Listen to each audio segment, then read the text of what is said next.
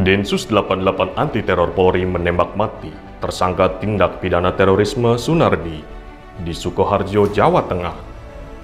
Tersangka teroris itu dilumpuhkan karena dikatakan melakukan perlawanan agresif saat dilakukan penangkapan pada Rabu 9 Maret 2022 pukul 21.15 waktu Indonesia Barat di Jalan Bekonang, Sukoharjo, depan Cendana Oli.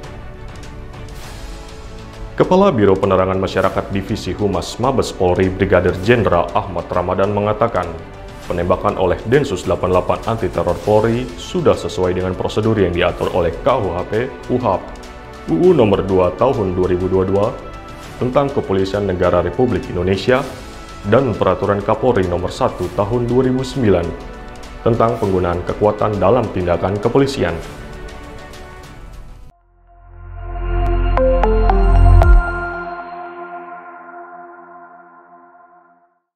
Bagaimana sebenarnya tugas dan wewenang Polri, dalam hal ini Densus 88, dalam memelihara keamanan, ketertiban, dan perlindungan kepada masyarakat?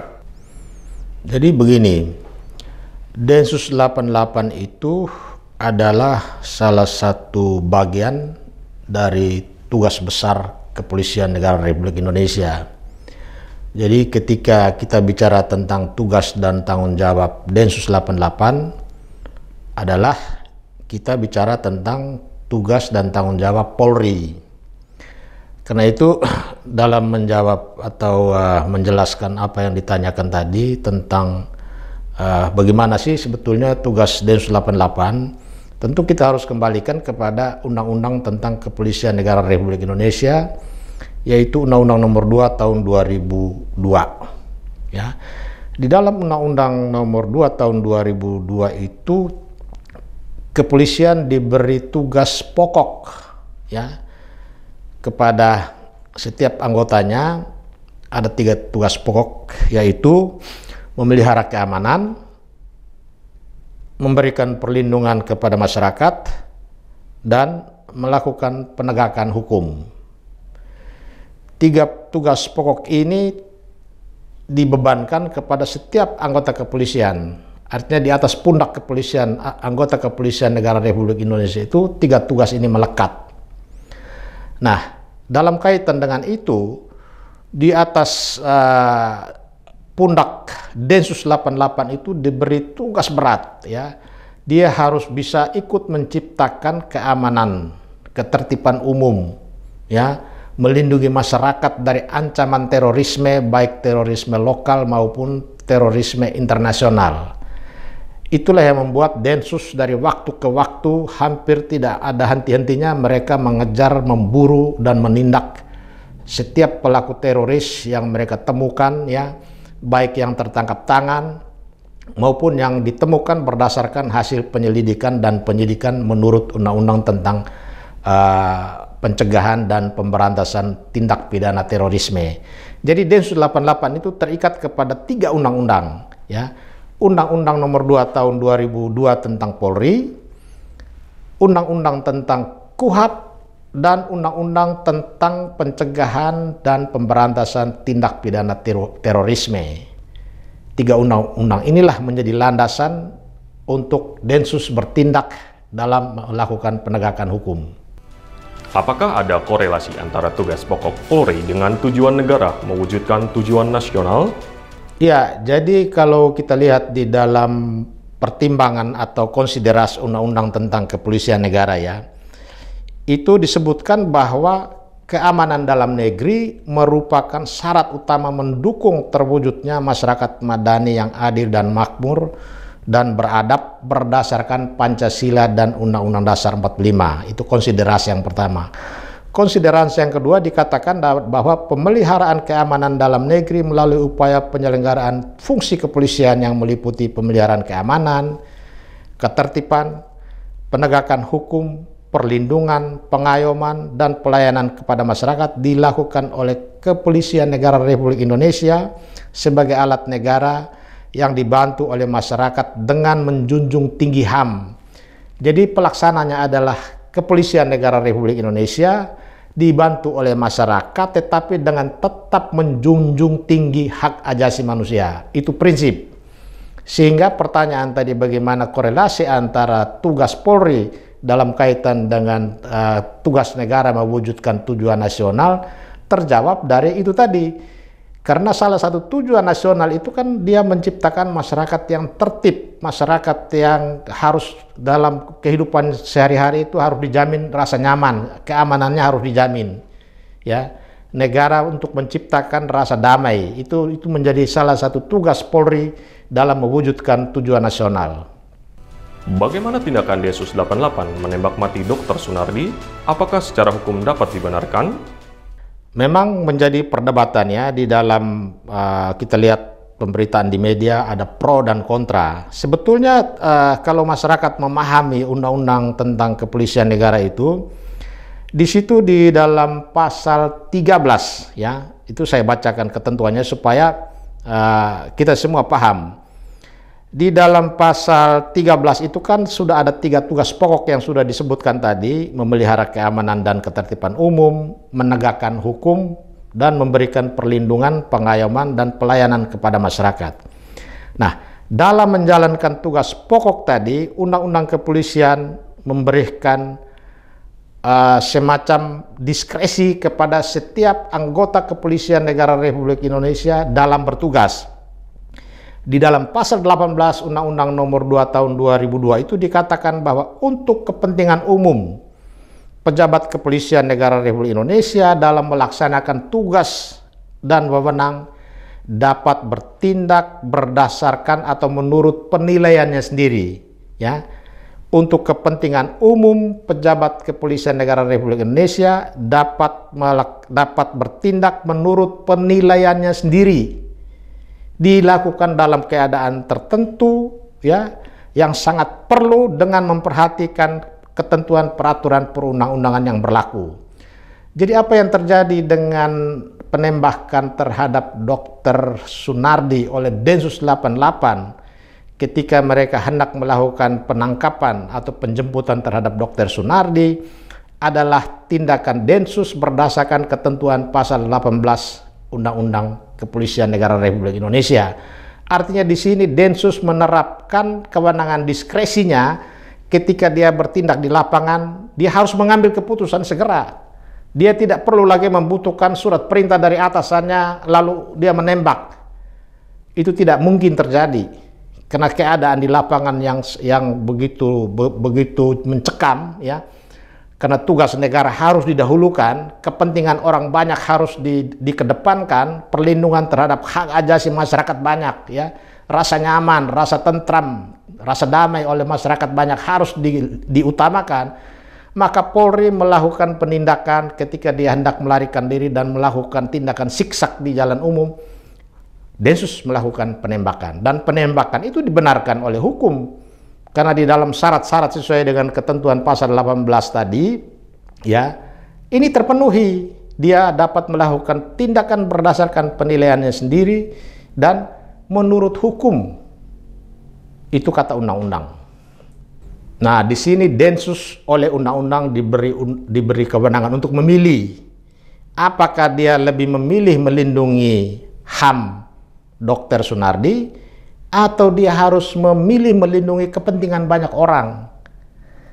Karena salah satu misi, salah satu visi Polri, ya, kemudian Polri menugaskan Densus 88 adalah memberantas terorisme, mencegah terorisme. Dan ketika seorang teroris ya sudah ditetapkan sebagai tersangka, ketika Densus ingin melakukan penegakan hukum, seorang teroris, ya, seorang yang ditetapkan sebagai tersangka melakukan aksi-aksi teror. Bayangkan, sudah ditetapkan sebagai tersangka dan ketika hendak dilakukan penangkapan, dia masih sempat melakukan aksi teror. Apa yang dilakukan oleh Dr. Sunardi sebelum tertembak itu adalah aksi teror yang dia ingin perlihatkan kepada publik. Ya, bagaimana dia dikejar oleh polisi. Bahkan ada 2 anggota Densus ada di atas bak mobil yang dia bawa. Dia melakukan siksak dan menabrak mobil polisi, mobil masyarakat umum. Itu adalah bagian dari aksi teror. Jadi sebetulnya buat Dr. Sunardi, Nyawa dia, menurut dia, nyawa dia itu tidak penting. Yang penting pesannya nyampe kepada publik bahwa aksi yang dia lakukan itu untuk menunjukkan kepada publik bahwa eksistensi dia sebagai teroris untuk menakut-nakuti masyarakat.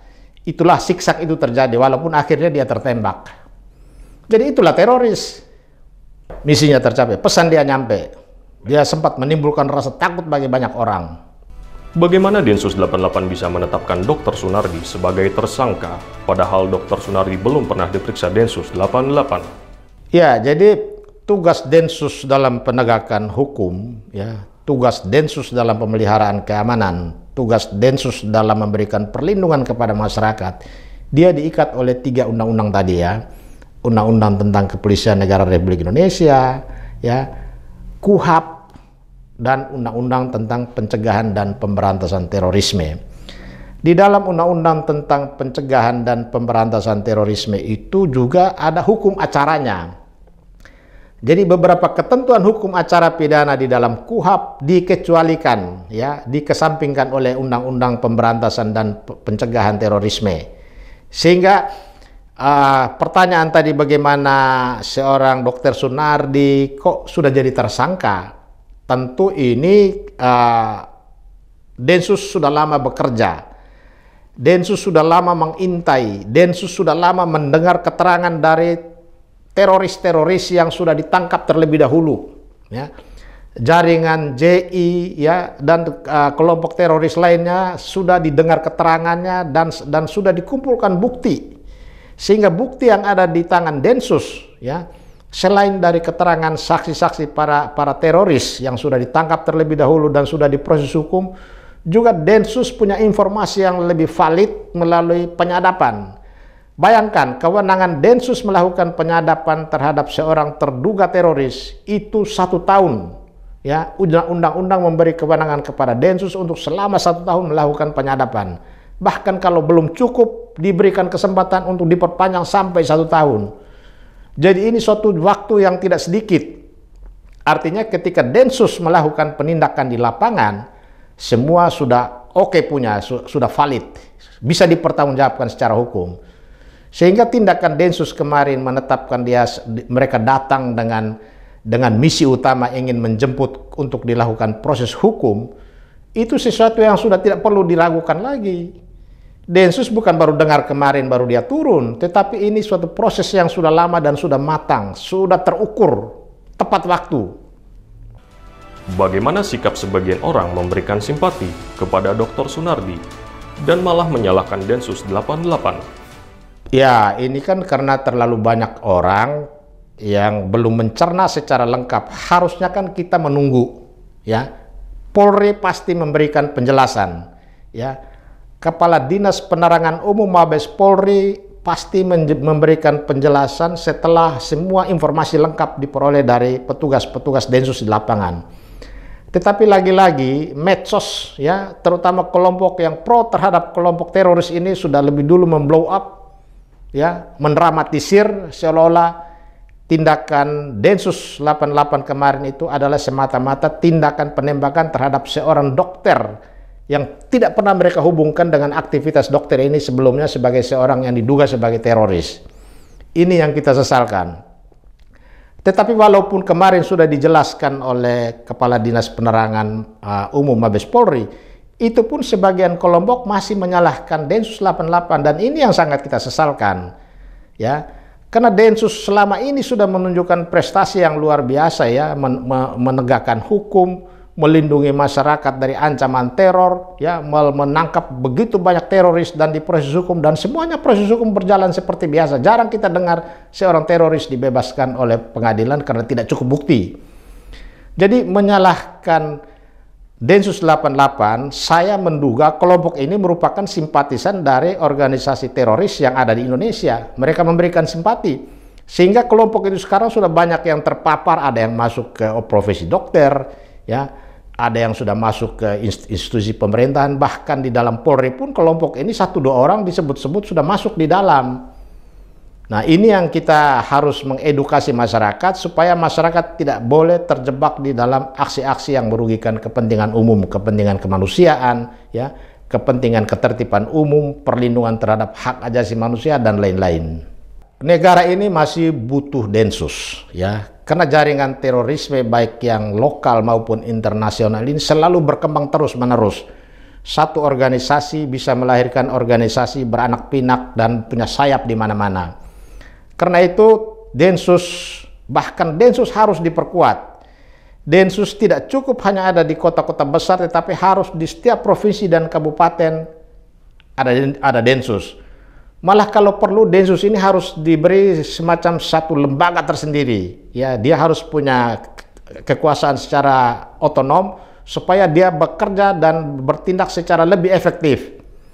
Itu satu. Yang kedua, terhadap pro dan kontra, ya, masyarakat luas ini juga harus diberikan edukasi khusus mengenai penanganan kasus-kasus terorisme atau kejahatan-kejahatan lainnya. Mestinya masyarakat menunggu, ya, biarkanlah dulu pihak yang berwenang memberikan klarifikasi atau penjelasan, seperti kemarin Densus dalam tindakannya menembak Dr. Sunardi.